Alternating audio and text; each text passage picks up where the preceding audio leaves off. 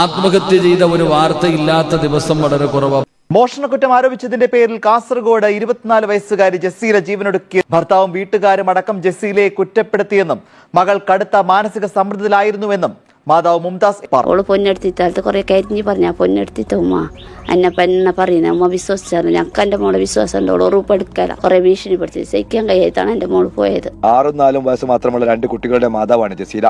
താൻ നിരപരാധിയാണെന്ന് കരഞ്ഞു പറയുന്ന വീഡിയോ ചിത്രീകരിച്ച ശേഷമായിരുന്നു ഇവർ വിഷം കഴിച്ചത്. എൻ്റെ ഫ്രണ്ടിന്റെ ഉമ്മാന്റെ ഗോൾഡ് മിസ്സായി. ഞാൻ എടുത്തെന്നാ പറയുന്നത്.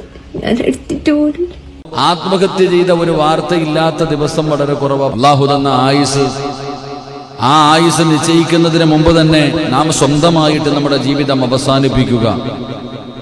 മനുഷ്യർ ആത്മഹത്യ ചെയ്യുന്ന ഒരു പ്രവണത ഇന്ന് ലോകത്ത് വല്ലാതെ കൂടി വന്നുകൊണ്ടിരിക്കുകയാണ്. പ്രത്യേകിച്ച് നമ്മുടെ സമുദായത്തിലേക്ക് ആത്മഹത്യ വല്ലാതെ. പണ്ട് ആത്മഹത്യ ചെയ്യുന്നത് വലിയൊരു പാവമായി കണ്ടിരുന്നൊരു കാലം.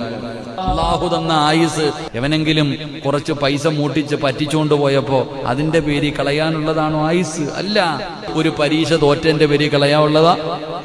പറ. അല്ല. ഏത് പരീക്ഷണം വന്നാലും മരണത്തെ കുറിച്ച് ചിന്തിക്കല്ലേ, മരണത്തെ ആഗ്രഹിക്കല്ലേ, മരിക്കാൻ വേണ്ടി ദുആ ചെയ്യല്ലേ. അല്ലാഹുവിന്റെ ദീനപടന്ന് പറയുകയാ. അതുകൊണ്ട് പടച്ച റബ്ബിനെ വിശ്വസിക്കൂ. അല്ലാഹു കൂടെയുണ്ട്. ലാ തഹ്സൻ ഇന്നല്ലാഹ മഅനാ.